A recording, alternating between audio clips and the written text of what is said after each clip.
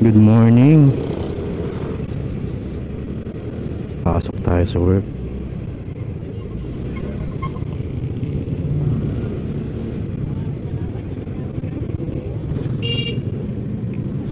Pag-usapan natin kung bakit Mio Gravis yung pinili kong scooter.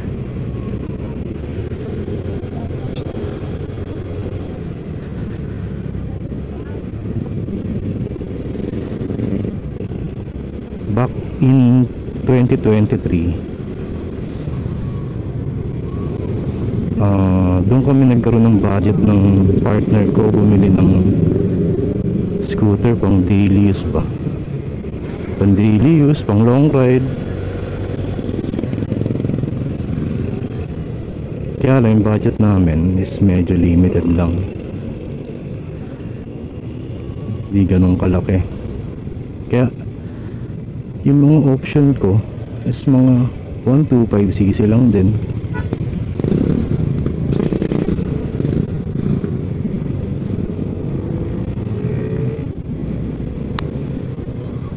Yung mga pinagpilian ko na kukunin dati, Honda Click 125, Suzuki Bergman Street EX. Ito nga, Yamaha Mio Gravis version 2. Tapos yung Kimco, alam ko meron ng Kimco, yung Super 8 ba yun o yung Super Z? Around na 70,000 lang, 73, mga ganun. Kaya lang, ang problema dun sa Kimco, carb type pa yata siya.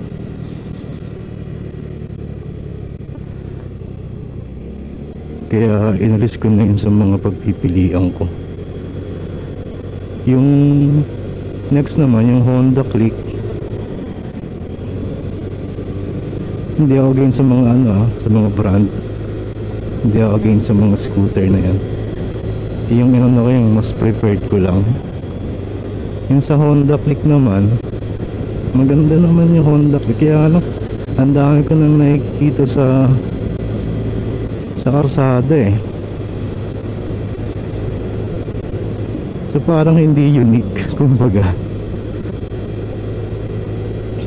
So dalawa na lang yung pagpipilian ko, yung Bergman saka itong Mio Gravis. Sa Bergman, yun, muntik ko na sanang mabili yun eh. Naghanap-hanap na ako sa mga kasa ng Bergman eh. Kaya lang, nakita ko sa mga pumasok ako sa page sa Facebook,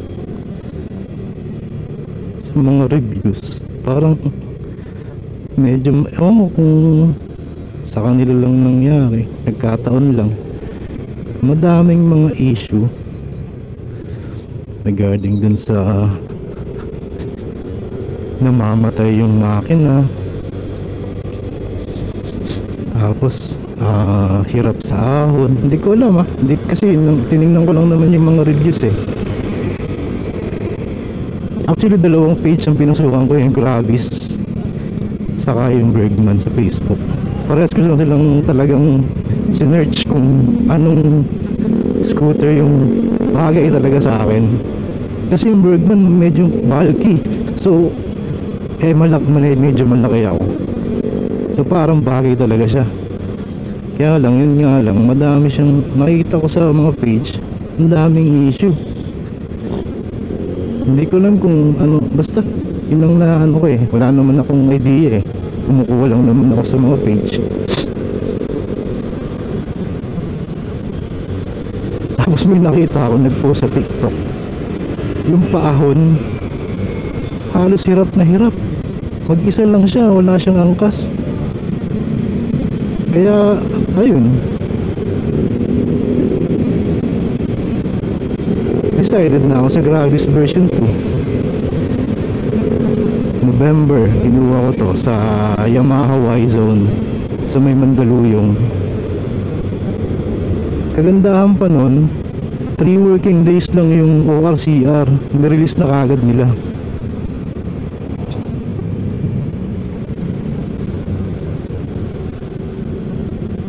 Kaya ayun, nailabas ko agad yung motor.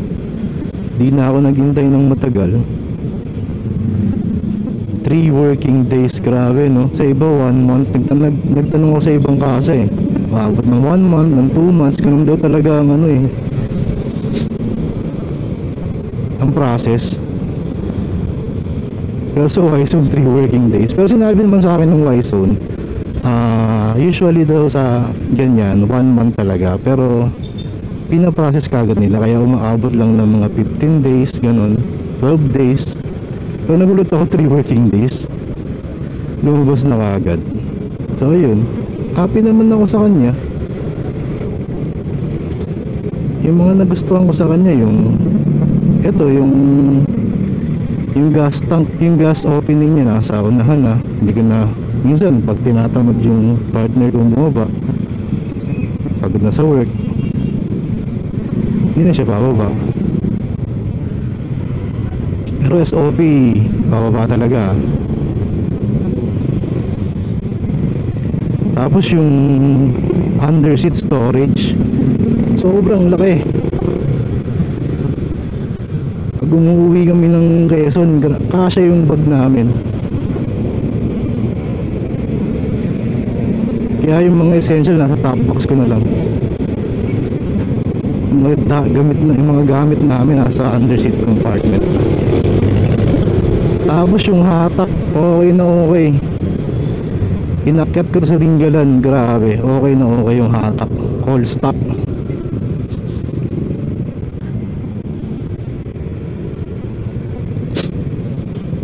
Ano pa ba? Tapos yung looks, yun talaga yung looks.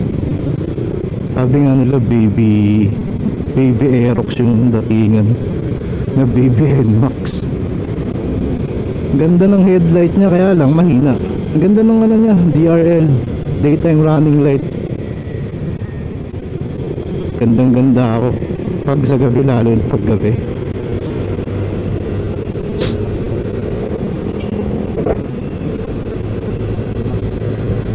Yung arangkada niya oh, swabing swabe. Saka yung footboard niya, yun.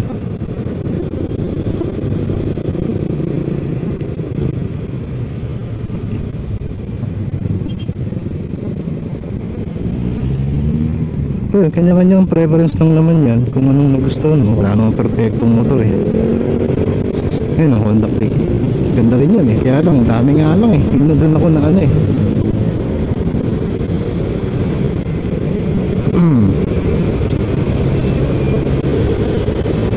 So syempre kung may budget, big bike agad.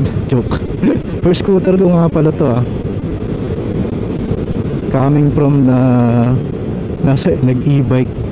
E-bike ka dati ang service namin eh. Yung parang Vespa type na e-bike.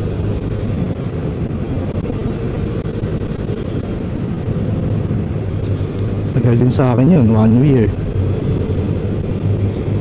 Tapos naibenta ko sa kaibigan ko. Shoutout kay Jack. Hanggang ngayon, nagamit pa rin niya.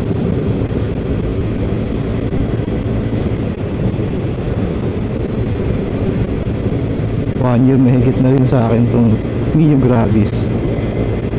Okay na okay pa rin siya oh. Ganda ng arangkada.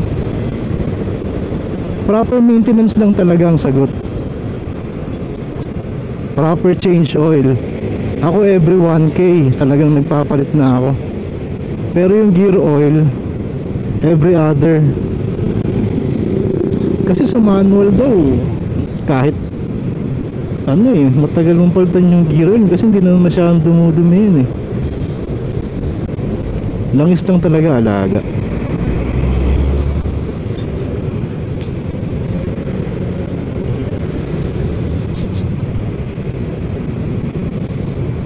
Hirap naman dumaan dito.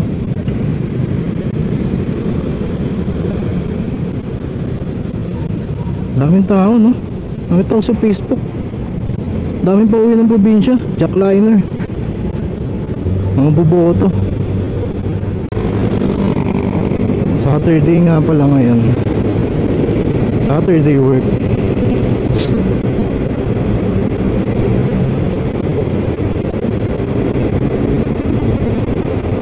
Yung gas tank nito 4.4 liters yata ang capacity.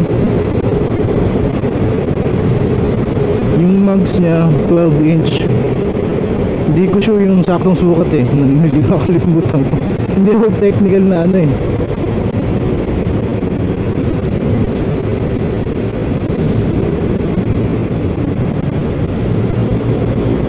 Hindi siya yung sobrang bilis na scooter, pero ibibigay niya sa'yo yung gusto mo. Tulad niya, ang Honda Click ang bilis oh. Parang hindi 125 eh. Ayun oh, Honda Click. Kaya hindi ko pa naman mga full throttle ako. Dahan-dahan na tayo. Daming ano dito, daming sakyan.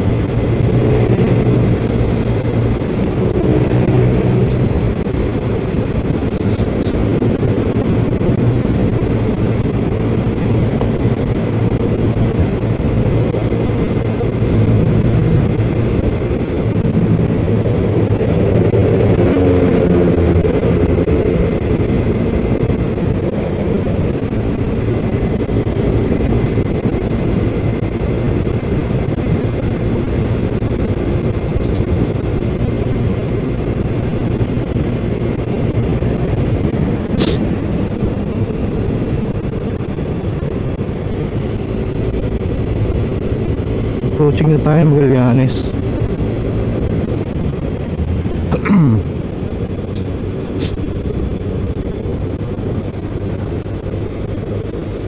Mga sir, own preference ko lang yun kung ba't ko kinuha tong Mio Gravis. Sa inyo pa rin naman yun eh, kung anong bagay na motor talaga sa inyo.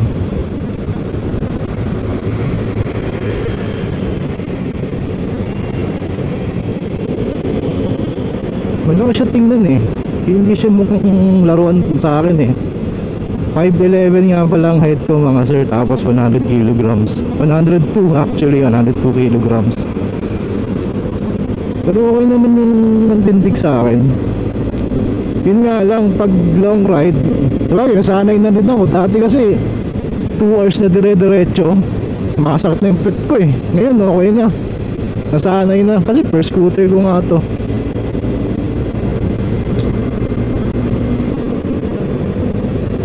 Ikaw na lang yung susuko eh.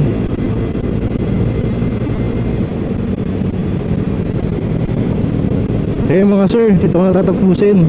Papagas ako, wala nang gas. Ayun, nagbiblink na. Salamat sa mga nanood, sa mga manunood, at sa mga hindi pa nanonood, nood na kayo. Salamat din sa mga new subscriber. Maraming salamat.